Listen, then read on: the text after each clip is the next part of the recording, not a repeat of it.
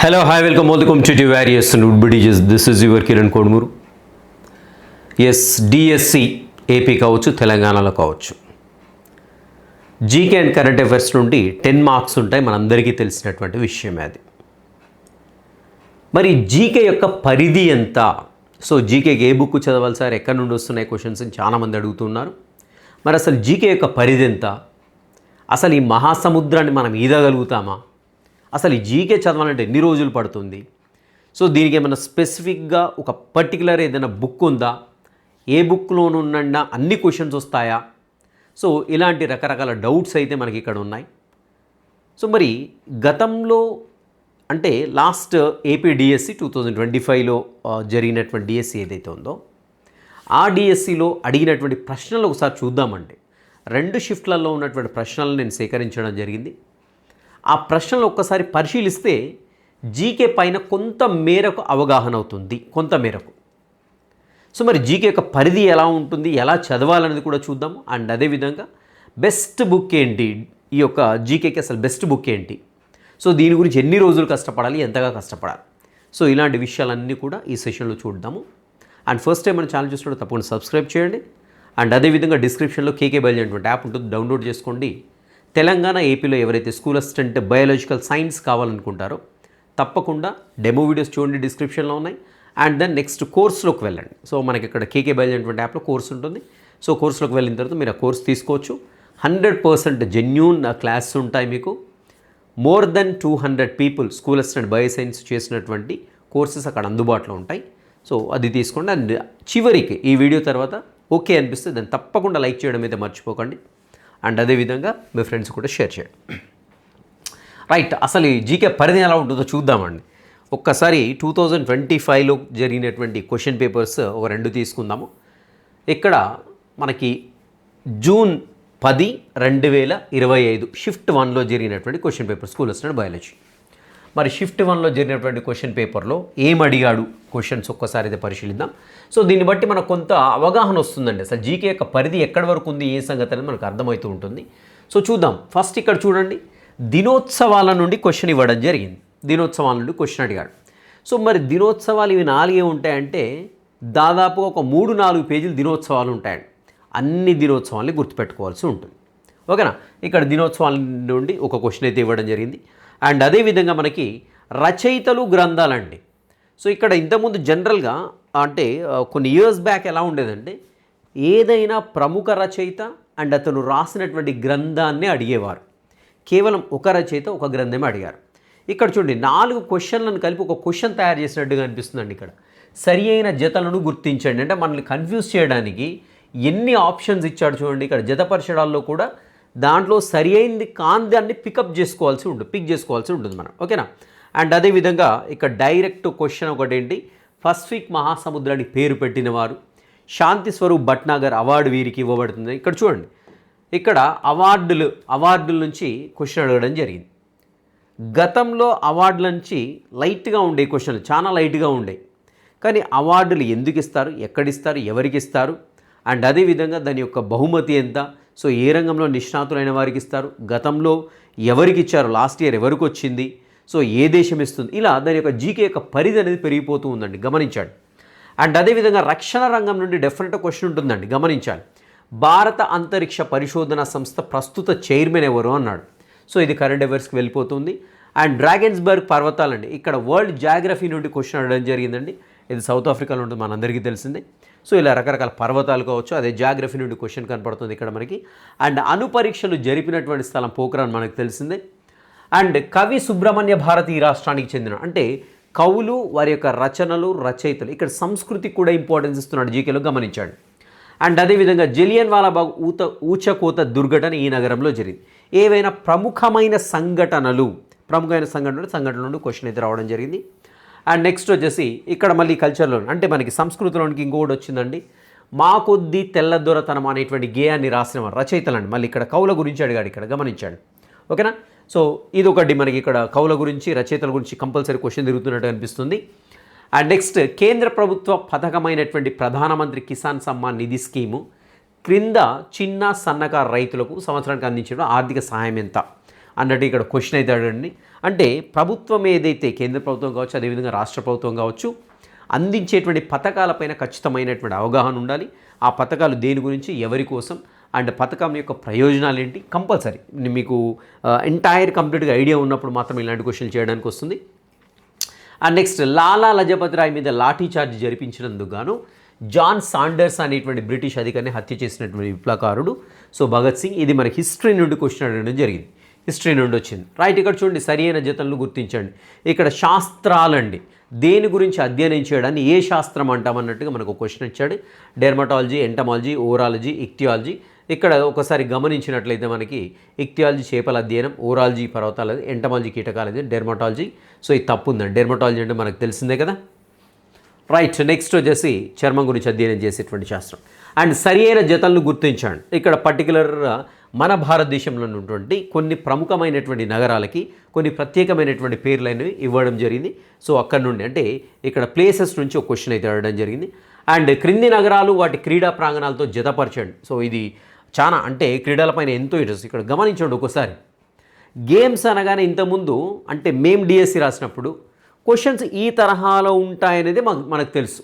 ఏంటి, క్రీడలు అనగానే వెంటనే ఆ సంవత్సరం జరిగినటువంటి ముఖ్యమైనటువంటి క్రీడలు ఏంటి, సో దాంట్లో విన్నర్ ఎవరు, రన్నర్ ఎవరు, అదేవిధంగా ఆ క్రీడ ఫైనల్ అనేది ఏ దేశంలో జరిగింది. ఇంతకు మించి డెప్త్గా ఉండకపోయేదండి క్వశ్చన్.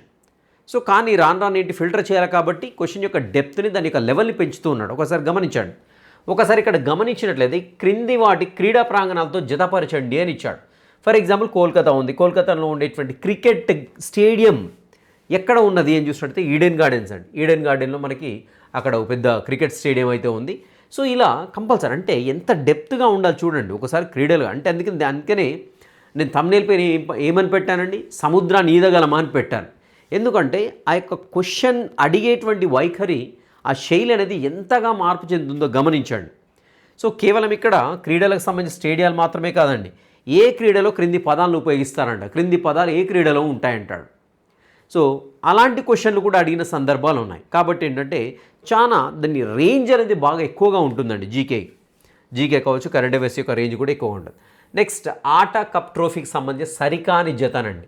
డెఫినెట్గా ఇక్కడ కూడా మనకి ఏ ఆటలో ఏ ట్రోఫీలు ఇస్తారు, సో ఇది కూడా క్రీడలకు సంబంధించిన క్వశ్చనే. అండ్ నెక్స్ట్, సరి అయిన జతను గుర్తించండి. ఇక్కడ ముఖ్యమైనటువంటి సంస్థలు, భారతదేశంలో ఉండేటువంటి ముఖ్యమైనటువంటి సంస్థలు స్పెసిఫిక్గా చూసినట్టయితే ఇక్కడ మనకు చూడండి, పరిశోధనకు సంబంధించిన సైన్స్ అండ్ టెక్నాలజీకి సంబంధించినవి కావచ్చు, అదేవిధంగా మనకి ఏదైనా పరిశోధన సంస్థలు అంటే వాటి గురించి కావచ్చు. ఇక్కడ చూడండి, ప్లాస్మా రీసెర్చ్, కేంద్ర పొగాకు పరిశోధన, ఇక్కడ కూడా రీసెర్చే. సెంటర్ ఫర్ ఎకలాజికల్ సైన్స్ ఏంటి మనకి పర్యావరణానికి సంబంధించినవి. సో ఇలాంటి సంస్థల మీద ఎక్కువగా ఫోకస్ చేస్తూ ఉంటాడు. సో సంస్థలు అన్నప్పుడు ఖచ్చితంగా ఇవి చూసుకోవాల్సి ఉంటుంది. అండ్ నెక్స్ట్, క్రింది వాటిని జతపరచండి. బ్రహ్మ సమాజం, దివ్య జ్ఞాన సమాజం, ఆర్య సమాజం, భూదాన యజ్ఞం. సో ఇక్కడ వీటికి సంబంధించిన వ్యక్తుల పేర్లు ఇక్కడ ఇవ్వడం జరిగిందండి. వాళ్ళు ఎవరో గుర్తుపట్టవలసి ఉంటుంది. మనకి 8th క్లాస్ సోషల్లో ఇది కనపడుతూ ఉంటుందండి. క్వశ్చన్ అనేది మనకి 8th క్లాస్ టెక్స్ట్ బుక్లో చివరిలో ఇస్తాడు ఇది. నెక్స్ట్, సరికాని జతను గుర్తించండి. సో ఇక్కడ రాష్ట్రపతులండి. సో మొదటి రాష్ట్రపతి ఎవరు, రెండవ రాష్ట్రపతి, మూడవ రాష్ట్రపతి, నాలుగవ రాష్ట్రపతి. అంటే గతంలో క్వశ్చన్ ఎలా ఉండేది అని చూసినట్లయితే భారతదేశపు మొట్టమొదటి రాష్ట్రపతి ఎవరు, దట్స్ ఇట్, అంతే ఇంకా. ఓకేనా. లేదంటే మొట్టమొదటి వైస్రాయ్, సో లేదంటే గవర్నర్ జనరల్ ఎవరు, సో ఇలాంటి అడుగుతూ ఉండేవాడు. సో కానీ చూడండి ఇక్కడ క్వశ్చన్ యొక్క స్టాండర్డ్ ఎలా పెరిగింది అనేది ఒకసారి గమనించినట్లయితే, సరికాని జతను అంటే ఇక్కడ 4 రకాల రాష్ట్రపతుల నుంచి వాళ్ళ యొక్క ఎన్నవ రాష్ట్రపతి అనేది ఇక్కడ దీంట్లో ఏదో తప్పుగా ఉంటుంది కంపల్సరీ. సో సరికాని జతను గుర్తించండి. అండ్ నెక్స్ట్, టర్కీ అంటల్యాలో జరిగిన జిమ్నాస్టిక్, ఇక్కడ అగైన్ మళ్ళీ ఎక్కడికి వెళ్ళిపోయిందంటే క్రీడల్లోకి వెళ్ళిపోయింది. గమనించండి, క్రీడల్లోనికి వెళ్ళిపోయింది. సో ఇలా క్రీడల్లో నుంచి చూసినట్లయితే ఒకసారి మనకి ఇక్కడ ఏదైనా సరే ప్రపంచంకి సంబంధించిన ఏదైనా ఈవెంట్స్ జరిగినప్పుడు గుర్తుపెట్టుకోండి, ఒకటి ప్రపంచానికి సంబంధించిన క్రీడలు కావచ్చు, ఏదైనా సమావేశాలు కావచ్చు, సదస్సులు కావచ్చు, ఇంకా ఇతరత్ర ఏవైనా కావచ్చు అండి.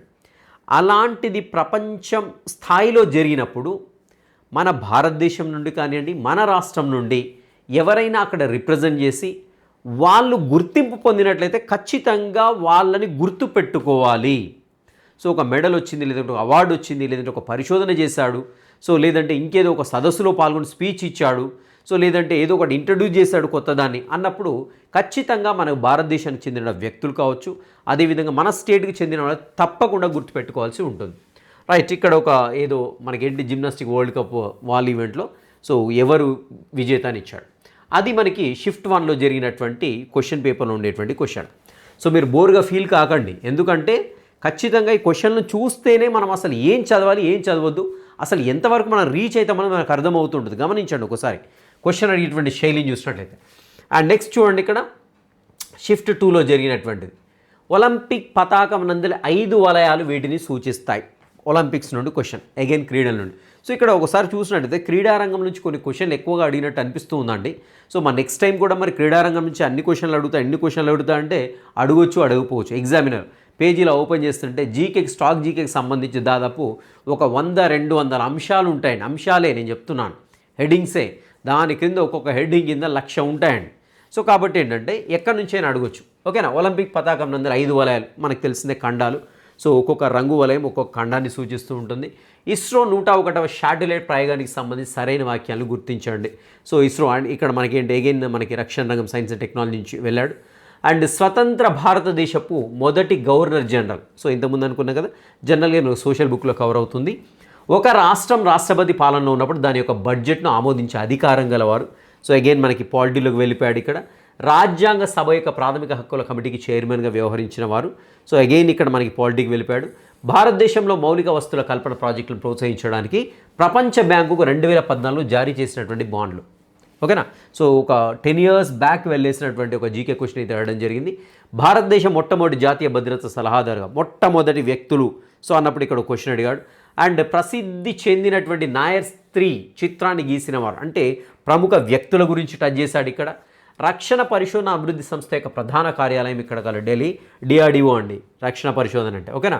అండ్ అదేవిధంగా రచనలు మళ్ళీ వచ్చే చూడండి. The Kingdom of God is within you, గ్రంథ రచయిత ఎవరు అన్నట్టు. అంటే రచనలు. సో మళ్ళీ రచన, దానికి సంబంధించిన రచయిత ఎవరు అనేసి అడగడం జరిగింది. ప్రధానమంత్రి స్వనిధి, సో పిఎం స్వనిధి పథకం ఈ వర్గం వారికి, అంటే ఇక్కడ ప్రభుత్వ పథకాల నుండి కూడా క్వశ్చన్ రావడం జరిగింది. సో అంటే బ్యాలెన్స్ చేస్తున్నాడు ఇక్కడ, గమనించాలి. సో ఒక షిఫ్ట్ వాళ్ళకి హార్డ్గా ఇవ్వడం, మరొక షిఫ్ట్ వాళ్ళకి ఈజీగా ఇవ్వడం కాదు. ఆల్మోస్ట్ ఆల్ మన ఫస్ట్ షిఫ్ట్లో ఏమైతే మనకు కనపడుతున్నాయో ఆల్మోస్ట్ ఆల్ రిలవెంట్గా కనపడుతున్నాయి, గమనించాలి ఒకసారి. అండ్ భారతదేశంలో గూడ్స్ అండ్ సర్వీస్ ట్యాక్స్ కౌన్సిల్ను ఈ సంవత్సరంలో ఏర్పాటు చేశారు. సో చూడండి అసలు ఈ జీకే పరిధి అనేది ఎలా వెళ్ళిపోతుంది అనేది అసలు మనకు ఊహ కందనంత పరిధి ఉందని దీన్ని. ఓకేనా. అండ్ 6వ ప్రపంచ తెలుగు రచయితల మహాసభలు డిసెంబర్ 28, 2024లో ఈ నగరంలో. అంటే ఇక్కడ ఒక్కసారి గమనించండి, ఇక్కడ కరెంట్ అఫైర్స్ అనేది 12 months బ్యాక్ వరకు వెళ్ళాడని గమనించండి మీరు. 12 months బ్యాక్ వరకు వెళ్ళాడు. 12 months బ్యాక్ వరకు చదవండి కంపల్సరీ. సో 2025 జూన్ అయింది కదా ఇది. సో జూన్ అంటే బ్యాక్ వెళ్ళిపోయాడు. ఇవి 6-7 నెలల వెనక్కి వెళ్ళిపోయాడు. 7 నెలల వెనక్కి వెళ్ళిపోయి అడిగాడు. So 8 months to compulsory 12 months అనేది చదవాల్సి ఉంటుంది. అండ్ అదేవిధంగా బేటీ బచావో బేటీ పడావో నివేదిక 2023-24 ప్రకారం పుట్టుక వద్ద లింగ నిష్పత్తి ఎస్ఆర్బి 918 నుండి ఇంతవరకు పెరిగింది, ఇంతకు పెరిగింది అనేసి అడుగుతున్నాడు అనమాట. అగైన్ ఇది కూడా మనకి ఏంటంటే సర్వేలు చేసినప్పుడు ఎకానమీలో అలాగే మనకు వస్తూ ఉంటాయి డేటా. అదేవిధంగా డిసెంబర్ 2024లో ఇతను ఆర్బీఐ నూతన గవర్నర్గా నియమించబడ్డాడు. అగైన్ 7 months బ్యాక్ కరెంట్ అఫైర్స్కి వెళ్ళిపోయాడు. అండ్ డిసెంబర్ 2024 నాటికి ప్రపంచంలో 3వ అతిపెద్ద సెల్ ఫోన్ ఎగుమతిదారుడిగా అవతరించినటువంటి దేశం ఏది? సో ఇది కూడా అగైన్ మళ్ళీ ఎక్కడికి వెళ్ళాడండి, 7 months బ్యాక్ కరెంట్ అఫైర్స్కి వెళ్ళాడు. ఈ దేశ అధ్యక్షుడు 14 డిసెంబర్. సో డిసెంబర్లో జరిగిన ఈవెంట్స్ ఎక్కువగా ఆడాడు, గమనించండి. 4 క్వశ్చన్లు వచ్చాయి మనకి ఇప్పటివరకు. 4 క్వశ్చన్లు వచ్చాయి డిసెంబర్ 2024, అంటే ఒక 7 నెలల ముందుకు వెళ్ళాడు. సో అంటే నెక్స్ట్ టైం కూడా 7 నెలల వెనక్కి వెళ్ళేసి అడుగుతాడని కూడా గ్యారంటీగా చెప్పలేం. సో ఖచ్చితంగా అప్ టు 8 to 12 months వరకు అయితే కరెంట్ అఫైర్స్ పైన ఖచ్చితంగా గ్రిప్ ఉండాలి. ఈ దేశ అధ్యక్షుడు 14 డిసెంబర్ 2024 అభిశంసన తీర్మానాన్ని ఎదుర్కొన్నాడు. రైట్. నెక్స్ట్ సరైన జతలు గుర్తించారు. మొదటి మహిళా గవర్నర్ సరోజినీ నాయుడు. సో సరైన జతలు గుర్తించారు అంటే ఇక్కడ ముఖ్యమైనటువంటి వ్యక్తులు అండ్ వాళ్ళు ఏవైతే పదవులు చేశారో అవన్నీ కూడా కనపడుతున్నాయి మనకి. అండ్ అదేవిధంగా ఇక్కడ అగైన్ మనకి ఏంటి కవులు వారి యొక్క రచయితల నుంచి అడగడం జరిగింది, సరైన జతలు గుర్తించండి అనేసి. అండ్ నెక్స్ట్ క్రింది వాటిని జతపరచండి. అగైన్ ఇక్కడ మనకేంటి నాగరికతకు సంబంధించినటువంటిది ఇక్కడ ఇవ్వడం జరిగింది, చరిత్రలో వస్తుంది ఇది. సో ఇలాంటి క్వశ్చన్లన్నీ మనకి కనపడుతూ ఉన్నాయండి. అంటే ఒక్కసారి గమనించినట్లయితే ఈ యొక్క జీకే యొక్క పరిధి అనేది చాలా వ్యాస్ట్గా ఉందని అర్థమవుతుందండి, చాలా వ్యాస్ట్, కొంచెం కాదు. సో నెక్స్ట్ టైం కూడా ఇలాగే అడుగుతా అంటే ఇలాగే అడగొచ్చు, అడగకపోవచ్చు. అంటే ఇక్కడ మేజర్గా ఒకసారి మనం దాదాపుగా ఇప్పుడు నాకు తెలిసినంతవరకు అయితే ఒక 40 నుండి 40 ప్రశ్నలు చూసుంటామండి నా అంచనా ప్రకారం అయితే. ఇక్కడ మేజర్గా మనకు ఖచ్చితంగా కనపడేది ఏమేమి కనపడుతుంది ఒక్కసారి చూద్దామండి. సో క్రీడల నుండి ఖచ్చితంగా ఉంటుంది, గమనించండి. క్రీడలు అనేటువంటి ఏరియా నుండి ఖచ్చితంగా క్వశ్చన్ ఉంటుంది, ఓకేనా. రెండవది నెక్స్ట్ అవార్డ్స్ నుండి ఖచ్చితంగా క్వశ్చన్ ఉంది, గమనించండి. అవార్డ్స్ నుండి ఖచ్చితంగా క్వశ్చన్ ఉంటుంది. అండ్ మూడవది వచ్చేసి కవులు రచయితలు అండి. సో కవులు, నెక్స్ట్ వచ్చేసి రచయితలు, ఓకేనా. నెక్స్ట్ వచ్చేసి మొదటి వ్యక్తులు. సో మొట్టమొదటి వ్యక్తులు ఎవరు అన్నట్టు. వ్యక్తులు అంటే ఆ ముఖ్యమంత్రి కావచ్చు, రాష్ట్రపతి కావచ్చు, గవర్నర్ జనరల్ కావచ్చు, లేదంటే రాష్ట్రపతి కావచ్చు, ఇంకెవరైనా కావచ్చు అండి. సో ఇలాంటి కొన్ని ఏరియాస్ నుండి ఖచ్చితంగా క్వశ్చన్లు అయితే దిగుతున్నట్టుగా అనిపిస్తూ ఉంది మనకి చూస్తూ ఉంటే. కానీ ఇక్కడ ఒకసారి జీకే పరిధిని చూసినట్లయితే చాలా ఎక్కువగా ఉందండి, చాలా ఎక్కువగా ఉంది.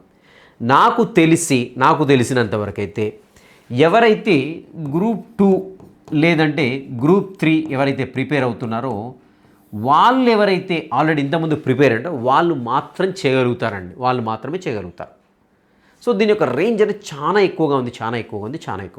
సో కాబట్టి మీరు ఈ జీకేకి టైం వేస్ట్ చేసుకోకండి, ఎక్కువగా జీకేకి టైం వేస్ట్ చేసుకోకండి, ఓకేనా.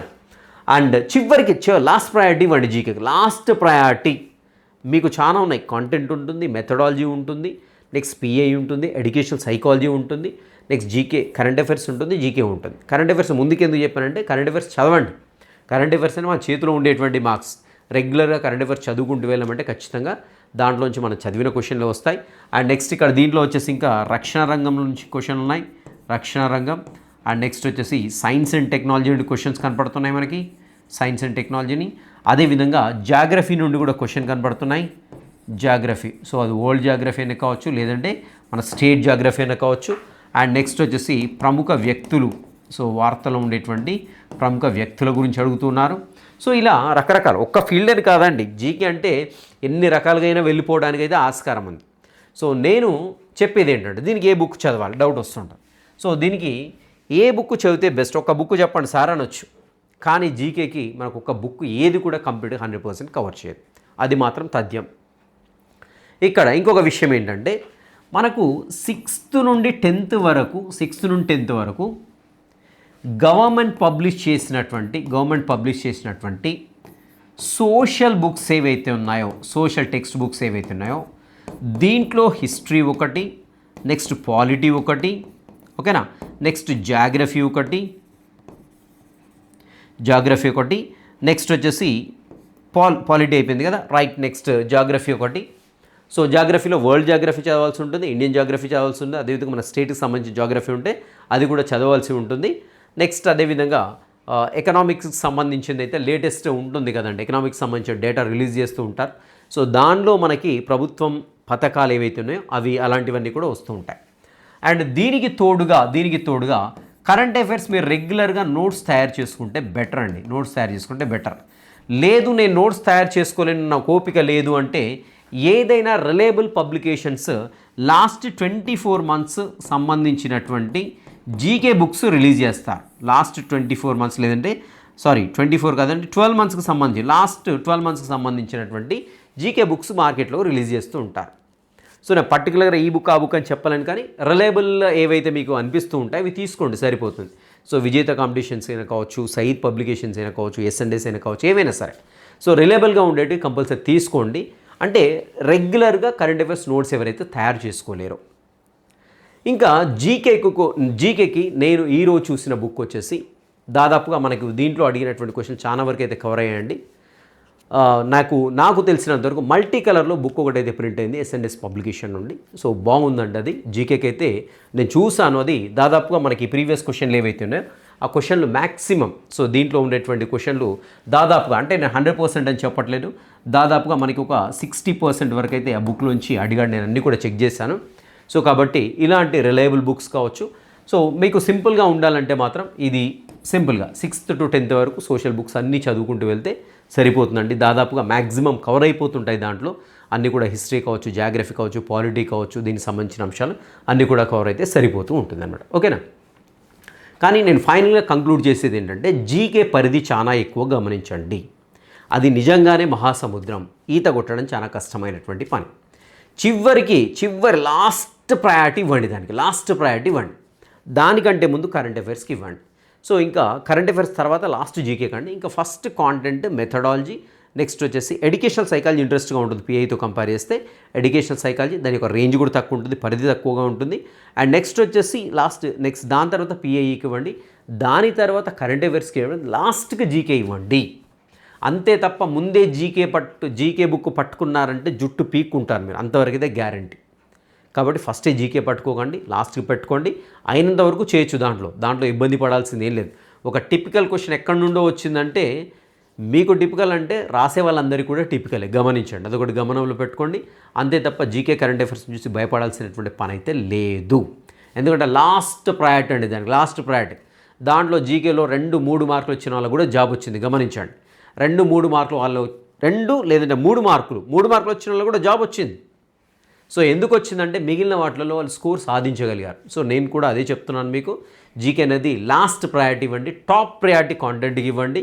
సో మీ సబ్జెక్ట్కి ఇవ్వండి. అల్టిమేట్గా మీకు ఎక్కువ మార్కులు అయితే గ్యాదర్ చేసుకోవడానికి అవకాశం ఉంటుంది. ఓకేనా? ఓకే, మల్టీ కలర్ బుక్ ఏదైతే నేను చెప్పానో మల్టీ కలర్ బుక్ అయితే బాగా ఉందండి. నేను ఆల్రెడీ ప్రీవియస్ క్వశ్చన్స్ అండ్ దాంట్లో చెక్ చేయడం జరిగింది. అది తీసుకోవడానికి అయితే ప్రయత్నించండి. ఓకేనా? I wish you all the best. Meet in the next session. Have a great day.